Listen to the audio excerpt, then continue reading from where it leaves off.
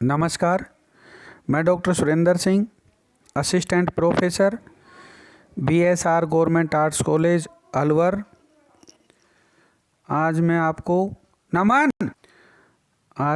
आपको मनु के समाज दर्शन में स्त्रियों के स्थान के बारे में अध्ययन कराऊंगा। यह टॉपिक BA भाग प्रथम वर्ष के राजनीति विज्ञान विषय के सेकंड पेपर भारतीय राजनीतिक विचारक के प्रथम अध्याय मनु में से लिया गया है। मनु ने गृहस्थ आश्रम के स्थायित्व एवं सफल संचालन में स्त्री की आधारभूत भूमिका को स्वीकार किया है और उसके संपूर्ण जीवन को घर की चार दीवारी तक सीमित माना है।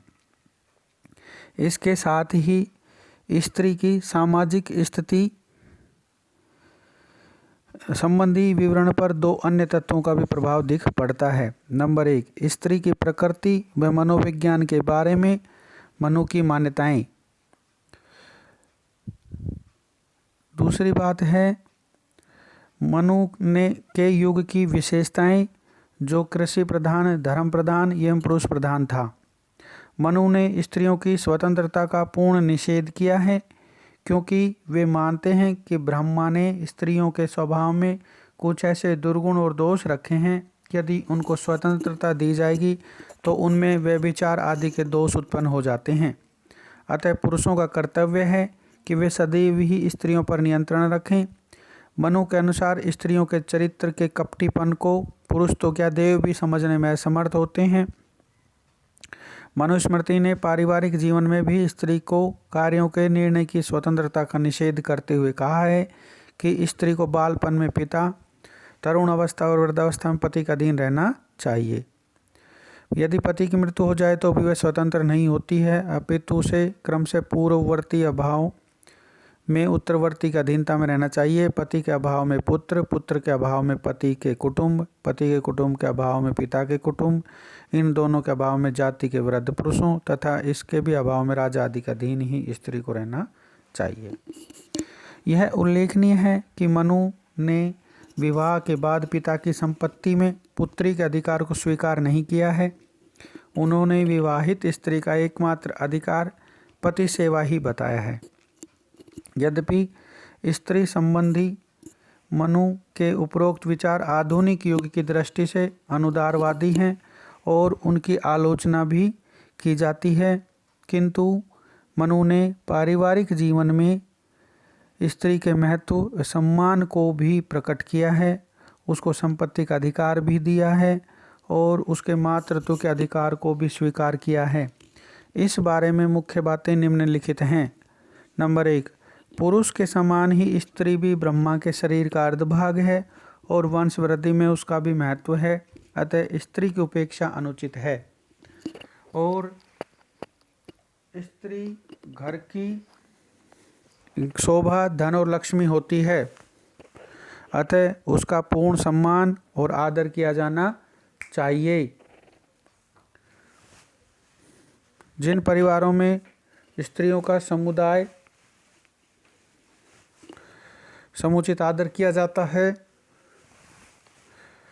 उनके सभी कार्य सिद्ध होते हैं। पारिवारिक जीवन में स्त्री का पुत्री, पत्नी व माँ के रूप में विशेष महत्व होता है।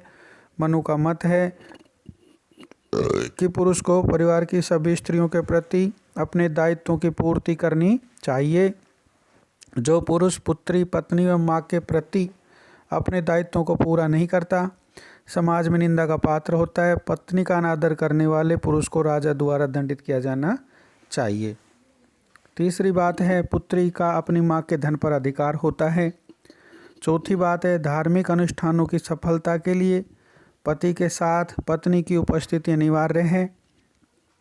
पांचवी बात है स्त्री को पिता, भाई, पति अथवा अन्य संबंधियों से प्राप्त धन व उपहार अर्थात स्त्री धन का पूर्ण अधिकार होता है और पति को इस संपत्ति को बेचने अथवा स्त्री की इच्छा के विपरीत उपभोग का अधिकार नहीं है।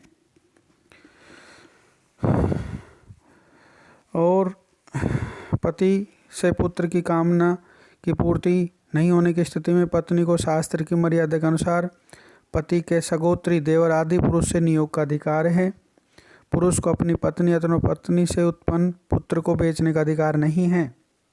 छठी बात है ब्रह्म शक्ति और छात्र शक्ति में आपसी सहयोग की आवश्यकता। मनुस्मृति ने जिस समाज व्यवस्था की स्थापना की है उसकी रक्षा स्थायित्व में अभिवृद्धि के लिए ब्राह्मण वर्ण के बौद्धिक, आत्मिक व शास्त्र बल तथा क्षत्रिय वर्ण के भौतिक, प्रशासनिक व शस्त्र बल की आवश्यकता होती है। अतः इस ग्रंथ ने इन दोनों बलों के बीच आपसी तालमेल व सहयोग पर जोर दिया है।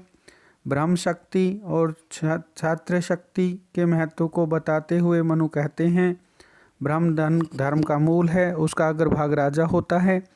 ब्रह्मा के अभाव में क्षत्रिय और क्षत्रिय के अभाव में ब्रह्मा वृद्धि को प्राप्त नहीं होते, किंतु ये दोनों ही एक दूसरे के सहयोग से लोक और परलोक दोनों में ही वृद्धि को प्राप्त होते हैं। वस्तुतः जब दोनों वर्णों में उचित सहयोग होता है तभी समाज में प्रजाजन वर्णाश्रम आदि विभिन्न धर्मों का पालन करते हैं।